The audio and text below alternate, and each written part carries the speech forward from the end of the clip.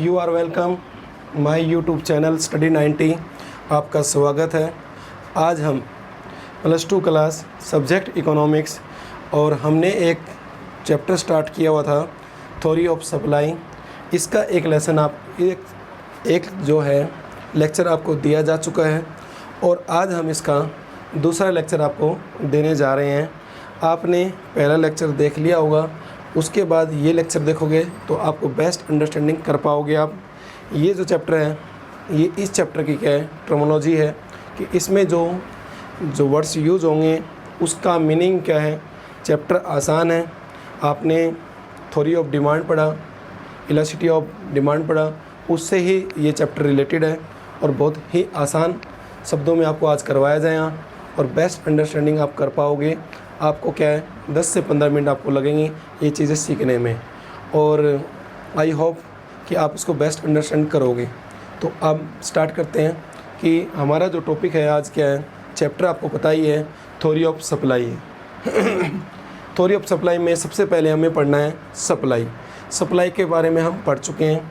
इसका मीनिंग हमने क्लियर किया था कि इसका मीनिंग क्या है कि सप्लाई किसी भी एक फर्म के द्वारा किसी वस्तु की विभिन्न कीमतों पर विभिन्न पूर्ति की जाती है।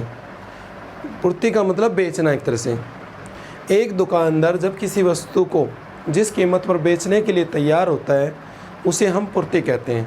सपोज फॉर एग्जांपल, जैसे मान लीजिए हम किसी शॉपकीपर के पास जाते हैं और उसको कहते हैं कि जो शुगर है वो आपने किस रेट से दिए।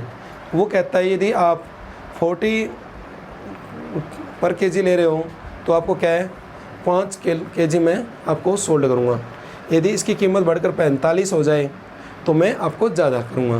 तो ये बेचना है ना, वो आपको उस बेचने को ही सप्लाई कहते हैं। कुल मिला के ये बात है कि जब कोई विक्रेता हो या फर्म हो किसी वस्तु को बेचने के लिए तैयार है जो कि बेची जा रही है उसको हम सप्लाई कहते हैं। हमने ये भी पढ़ा था कि सप्लाई और जो प्राइस है कमोडिटी ऑफ जो किसी भी चीज़ की सप्लाई और उसके प्राइस में पॉजिटिव रिलेशन होते हैं। सप्लाई ज़्यादा, कीमत ज़्यादा तो सप्लाई भी ज़्यादा। जो आपके प्राइस जैसे जैसे बढ़ेंगे तो आपकी सप्लाई भी इंक्रीज़ होती चली जाएगी। ठीक है, तो इसमें हमें क्या है सप्लाई का मीनिंग हमने पढ़ लिया। एक फर्म के द्वारा किसी वस्तु को जिस कीमतों पर बेचा जाता है या बेचने के लिए तैयार है उसे सप्लाई कहते हैं। सप्लाई भी 2 प्रकार की होती है, एक इंडिविजुअल सप्लाई, एक मार्केट सप्लाई। जो व्यक्तिगत पूर्ति और बाज़ार पूर्ति। और पूर्ति को आपूर्ति भी कहते हैं। कई बार हम कंफ्यूज हो जाते हैं आपूर्ति क्या है और पूर्ति क्या है। आपूर्ति का मतलब पूर्ति करना, आपूर्ति का मतलब पूर्ति का मतलब तो पूर्ति करना हो गया, आपूर्ति का मतलब पूर्ति नहीं करना। ऐसा नहीं है, पूर्ति भी वही चीज़ है और आपूर्ति भी वही चीज़ है। तो इंडिविजुअल सप्लाई का मतलब क्या होगा कि व्यक्तिगत पूर्ति। व्यक्तिगत जो पूर्ति है इसका मतलब ये होता है कि जब कोई भी एक संस्था क्या है किसी वस्तु को बेचने के लिए तैयार होती है, केवल एक। मान लीजिए बाज़ार में किसी चीज़ को बेचने के लिए 10 कंपनियां हैं, बट हम किसको पढ़ रहे हैं अभी, केवल एक संस्था के बारे में। तो उस एक संस्था के द्वारा जब भी कोई वस्तु बेची जाती है तो हम उसे कहते हैं व्यक्तिगत पूर्ति। क्यों? व्यक्ति का मतलब होता है इंडिविजुअल, केवल एक व्यक्ति के द्वारा बेची जा रही है। सपोज करो फॉर एग्जांपल, ये मान लीजिए एक फर्म है, बी फर्म है, सी फर्म है, ये डी फर्म है, ई फर्म है और एफ फर्म है। ये किसी वस्तु की सप्लाई कर रहे हैं, ये भी इसी वस्तु की सप्लाई, ये भी इसकी और ये भी इसकी, ये भी इसकी, बट हम इसकी स्टडी कर रहे हैं ओनली फॉर। तो ये क्या हो गया आपकी इंडिविजुअल सप्लाई। मार्केट सप्लाई क्या होती है, बाज़ार में किसी वस्तु की पूर्तिकर्ता मतलब उसको बनाने वाले हो या बेचने वाले सभी के द्वारा जितनी पूर्ति की जाती है उसे हम बाज़ार पूर्ति कहते हैं। मार्केट सप्लाई का मतलब सपोज करो मार्केट में ये कितनी संस्था है, ये 6 संस्था ही है और ये 6 की 6 संस्था एक ही प्रोडक्ट बेच रही है। इनके द्वारा कितनी वस्तुएं बेची जा रही है उसी को हम कहते हैं मार्केट सप्लाई। मार्केट सप्लाई का मतलब एक वस्तु तो एक ही होगी, कमोडिटी तो आपकी क्या एक ही होगी, और एक कमोडिटी को बेचने वाले सभी विक्रेता सेलर ने कितनी आपकी सप्लाई की उसको हम कहेंगे मार्केट सप्लाई। बट एक मार्केट के अंदर किसी एक वस्तु की सप्लाई करने वाले एक सप्लायर के द्वारा जितनी भी सप्लाई की जा रही है उसको हम इंडिविजुअल सप्लाई कहेंगे। ठीक है, ये हमारा हो गया, ये हो गया। इसके बाद आपने थ्योरी ऑफ डिमांड के अंदर डिमांड शेड्यूल पढ़ा था, तो आज हमारे पास ऐसे ही एक और है सप्लाई शेड्यूल। शेड्यूल का मतलब होता है अनुसूची, और सप्लाई का मतलब पता ही है आपको, पूर्ति। तो पूर्ति अनुसूची, पूर्ति अनुसूची क्या है? पूर्ति अनुसूची वह तालिका, एक टेबल होती है, उसके द्वारा क्या है, किसी वस्तु की कीमत और किसी वस्तु की पूर्ति के बीच में एक क्या होता है, संभावनाएं दर्शाई जाती है, संबंध स्थापित किया जाता है, उसको हम पूर्ति अनुसूची कहते हैं, सप्लाई शेड्यूल। कैसे? फॉर एग्जांपल देखिए, मान लीजिए ये एक फर्म है ए, ठीक है, ये प्राइस है, ये कमोडिटी है। कमोडिटी का मतलब आप क्वांटिटी, ठीक है। जब प्राइस कितने है 10, तो सप्लाई कितनी है 100। जब प्राइस कितने है 15, तो सप्लाई कितनी होगी 150। ये 20, तो ये 200। ये जो टेबल है जो कि किसके बीच में रिलेशन क्या है, डिसाइड कर रही है, रिप्रेजेंट कर रही है प्राइस और कमोडिटी ऑफ सप्लाई, वस्तु की पूर्ति और वस्तु की कीमत के बीच में जो संबंध दर्शाए, या किसी वस्तु की पूर्ति की मात्रा और विभिन्न वस्तुओं की, एक वस्तु की भिन्न भिन्न कीमत के बीच में जो संबंध को दर्शाती है, उसको हम कहते हैं क्या, शेड्यूल ऑफ सप्लाई या सप्लाई ऑफ शेड्यूल, पूर्ति अनुसूची। अब इसमें भी होता है इंडिविजुअल और मार्केट। इंडिविजुअल का मतलब हुआ एक के द्वारा, मान ली संस्था एक ही है, बाज़ार में कोई भी एक कंपनी है, उसके द्वारा, कंपनी मान लो, सेलर मान लो या ऑर्गेनाइजेशन मान लो, उसके द्वारा जितनी पूर्ति की जा रही है उस पूर्ति की कीमत और पूर्ति की मात्रा के बीच में जो संबंध को दर्शाती है उसको हम कहते हैं व्यक्तिगत पूर्ति अनुसूची। ठीक है, या हम ऐसे ही कर सकते हैं, एक फर्म के द्वारा भिन्न भिन्न कीमत पर भिन्न भिन्न वस्तुओं की मात्रा को बेचने के लिए तैयार है, उसके बीच में वो जो संबंध दर्शा रही है वो टेबल हम पूर्ति अनुसूची कहते हैं। जैसे अब ये हो गई, 10 पर ए कितने कर रही है 100, 15 पे कितने कर रही है 150, और 20 पे कितने कर रही है 200, ये कर रही है ना, ये रिलेशन दर्शा रही है। इसको कहते हैं हम क्या है, व्यक्तिगत पूर्ति अनुसूची। ठीक है, तो एक बार मैं और बता देता हूँ, व्यक्तिगत पूर्ति अनुसूची एक फर्म के द्वारा भिन्न भिन्न कीमतों पर की जाने वाली पूर्ति की मात्रा को प्रकट करते हैं। भिन्न भिन्न कीमत कैसे हैं, जैसे 10 पे 100 कर रहा है, 15 पे भी 150 कर रहा है, 20 पे कितनी कर रहा है 200। अब इसी के बाद आता है आपका कौन सा, मार्केट सप्लाई शेड्यूल।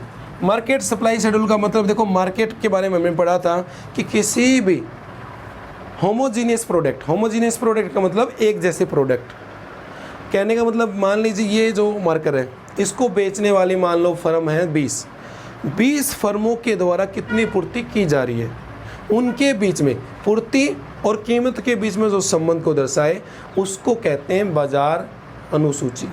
ठीक है, कैसे, मान लीजिए सपोज करो संस्था केवल कितनी है, ये ए हो गई, ये बी हो गई, ये सी हो गई, तो ये तो 100 बेचने के लिए तैयार है, ये कुछ भी नहीं, और ये 200, तो बाज़ार में कितनी होगी 10 रुपये की कीमत पर 300। ठीक है, मार्केट सप्लाई, ये 150, ये 400, कितनी होगी 700, ये कितनी होगी 200, ये कितनी होगी 600, 100, 1000। तो ये और ये कहने का मतलब ये है कि जो बाज़ार पूर्ति अनुसूची से अभिप्राय ये है कि किसी विशेष वस्तु का या विशेष वस्तु को बेचने के लिए बाज़ार में भिन्न भिन्न कीमत होने पर उसके विक्रेता के द्वारा भिन्न भिन्न मात्राएं बेची जाती है।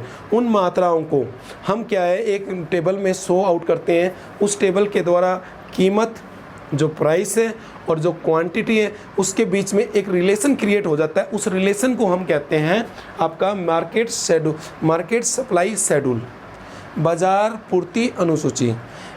ठीक है, हम ऐसे भी इसको बोल सकते हैं। तो हमारा ये आज दोनों हो गया। ठीक है, इसके बाद एक और टॉपिक है हमारा, इसके बाद कौन सा है, चलो ये मिटा देते हैं, अब तो आपका ये हो ही गया। अभी देखो, सप्लाई करो, करो, डिमांड करो भी पढ़ा था हमने। पूर्ति वक्र, पूर्ति वक्र का मतलब क्या होता है? ग्राफिकल। किसी भी डाटा को हम जब क्या है ग्राफिकल रिप्रेजेंट करते हैं, प्रेजेंटेशन देते हैं उसको दर्शाते हैं जब चित्र में, उसे कहते हैं वक्र। ठीक है, तो करव कहते हैं इसको। पूर्ति वक्र का मतलब क्या है? जो पूर्ति अनुसूची है, अभी हम जो टेबल पढ़ के आए थे ना, कौन सी टेबल? ऐसे, ये प्राइस, ये क्वांटिटी, ये 10, ये 100, ये 12 तो ये 120, ये 16 तो ये 200। ये हमारी टेबल होती है, शेड्यूल होता है। इस शेड्यूल से हमें पता चल गया कि कीमत और क्या है, क्वांटिटी में रिलेशन क्रिएट हो रहा है, और वो हमारे में बताती है, रिप्रेजेंट करती है। इसी को हम जब टेबल, इस टेबल के द्वारा हम इसका क्या एक ग्राफ बनाएंगे, उस ग्राफ का प्रस्तुतिकरण ही क्या है? पूर्ति वक्र है। इसकी छोटी सी डेफिनेशन ये है, पूर्ति वक्र अनुसूची को क्या आरेख या ग्राफ के रूप में प्रकट करना, या किसी भी सप्लाई शेड्यूल को जब हम किसी भी ग्राफिकल डायग्राम में क्या रिप्रेजेंट करते हैं तो उसे हम सप्लाई कहते हैं, सप्लाई करव कहते हैं। ठीक है, तो ये भी दो प्रकार का होता है। तो ये दो प्रकार का होता है। तो ये कैसे होता है दो प्रकार का? एक तो होता है आपका क्या है, इंडिविजुअल सप्लाई करव, एक होता है मार्केट सप्लाई करव। तो इंडिविजुअल सप्लाई करव क्या होता है? जब एक संस्था के द्वारा जो व्यक्तिगत, जो इंडिविजुअल मार्केट शेड्यूल था, इंडिविजुअल क्या है शेड्यूल था ना सप्लाई, उसको जब हम क्या है डायग्राम में रिप्रेजेंट करते हैं तो उसको कहते हैं, जब एक संस्था के द्वारा, जब एक संस्था के द्वारा या एक विक्रेता के द्वारा किसी वस्तु को उसकी भिन्न भिन्न कीमतों पर भिन्न भिन्न मात्रा की पूर्ति करने के लिए तैयार होता है, उस टेबल के, उस जो टेबल होती है, उस टेबल को जब हम क्या है ग्राफ में प्रस्तुत करते हैं तो उसको हम क्या कहते हैं? आपका व्यक्तिगत पूर्ति वक्र। कैसे? मान लीजिए ये एक संस्था है ए, ठीक है, इसका प्राइस, ये क्वांटिटी, ये 10, ये 100, ये 15, ये 200, ये 20, ये 300। तो इसका डायग्राम बनाए हम। ओ एक्स पर क्या है? क्वांटिटी है। ओ वाई पर क्या है? प्राइस है। अब ये देखो इसके प्राइस कितने थे पहले? ये 10 है तो ये 100 है। ये कितनी है? 15, ये 200, ये 300, ये 20। ये पहली सप्लाई, ये दूसरी, ये तीसरी। इसको हम जोड़ते हुए चले जाएंगे। ये ए है, ये बी है, ये सी है। तो ये आपका सप्लाई करा हुआ आना, इसको हम सप्लाई करो कहते हैं। ठीक है, तो क्या किया हमने? इस डाटा को रिप्रेजेंट कर दिया किसमें? हमने इस डाटा को, हमने जो हमारे पास डाटा कलेक्ट किया था हमने, जो कि प्राइस और क्वांटिटी के बीच में एक रिलेशन क्या है फाइंड आउट करता है, उस रिलेशन को हम क्या है जब डायग्राम में रिप्रेजेंट करते हैं या ग्राफिकल जब प्रेजेंट करते हैं तो उससे एक क्या है ग्राफ बनता है, उसको हम क्या है सप्लाई करो कहते हैं। ये कई बार यहाँ से शुरू होता है, ये बहुत इंपॉर्टेंट बात है आपके लिए। यहाँ से मान लीजिए आपके ओ एक्स पे क्वांटिटी है, ओ वाई पे प्राइस है, ये आपकी सप्लाई है। 5 रुपये पर आपकी कोई भी सप्लाई नहीं है। जब कोई भी विक्रेता किसी एक कीमत पर कुछ भी वस्तु बेचने के लिए तैयार ना हो, उसको कहते हैं सुरक्षित कीमत, रिजर्व प्राइस। ठीक है, या न्यूनतम पूर्ति कीमत। कई बार पूछा जाता है स्टेट में, नेट में, सीटेट में अक्सर पूछ लिया जाता है सुरक्षित कीमत किसे कहते हैं? ऐसी कीमत जिस पर एक विक्रेता किसी वस्तु को बेचने के लिए तैयार ना हो। फॉर एग्जांपल, आप दुकान पर चल गए, आपने कहा कि 10 रुपये किलो ये चीज़ दे दो, बोला मैं बिल्कुल भी नहीं बेचूँगा, आपको बिल्कुल भी नहीं दूँगा मैं। इसका मतलब 10 रुपये वो कीमत है जो कि कोई भी पूर्ति नहीं कर रहा है, उसको कहते हैं सुरक्षित कीमत या न्यूनतम पूर्ति कीमत। न्यूनतम पूर्ति कीमत का मतलब इस पर कीमत की जो पूर्ति बिल्कुल भी नहीं है। इसके बाद हम पढ़ेंगे बाज़ार। बाज़ार भी पढ़ लेते हैं। बाज़ार में मान लीजिए फॉर एग्जांपल हम क्या 2 फर्म्स ले लेते हैं, तो ये दूसरी, ये ए हो गई, ये मिटा देते हैं, और ये बी। तो ये क्वांटिटी तो है इसकी, ये कितनी कर रहा है? ये 200 कर रहा है, ये 300 कर रहा है, ये 600 कर रहा है। तो ये कितना हो गया देखो 300 मार्केट सप्लाई। ठीक है, ये यहाँ कर लेते हैं। चलो अभी तो मिटा देते हैं, मार्केट सप्लाई रह गया बस। अब देखिए प्राइस 10, 15, 20 और ये क्वांटिटी ए फर्म की और ये क्वांटिटी बी फर्म की और ये मार्केट क्वांटिटी। 10 पे ये तो बेच रहा है 100, ये बेच रहा है 200, टोटल मार्केट में कितनी सप्लाई हो रही है 300, ये 200, ये 400, ये 600, ठीक है। ये 20 पे कितना 400, ये 800 और ये 1200, ठीक है 1200 सप्लाई। तो ये जो चीज़ है ना, बाज़ार में किसी वस्तु के सभी विक्रेता के द्वारा या सभी फर्मों के द्वारा जितनी भी सप्लाई की जा रही है उसके एक टेबल बनती है। वो टेबल हमें क्या है, बाज़ार में उस वस्तु की कीमत और पूर्ति के बीच में संबंध दर्शाता है। उस संबंध को, उस टेबल के द्वारा हम उस टेबल को क्या रिप्रेजेंट करते हैं, मार्केट उसको एक ग्राफिकल रिप्रेजेंट करते हैं। उसके द्वारा एक डायग्राम बनता है। वो डायग्राम कैसे बनता है, देखिए ये कितना हो गया, देखो 300, 600 और ये हो गया। ये कीमत 10, 20, 30। ओ एक्स पर क्या है क्वांटिटी, ओ वाई पर प्राइस, ठीक है। ये 10, ये 15, ये 12, ये यहाँ पर आ गई 300 पे, ये 600 और ये 1200। ये बन गई सप्लाई ए पर। आगे देखो ये बन गई बी पे और ये सी पे। तो इसको जोड़ते हुए हम क्या एक सप्लाई कर्व बनाएंगे, ठीक है। ये आपका सप्लाई कर्व बन गया, ऐसे बन गया ना। ये मार्केट सप्लाई कर्व है।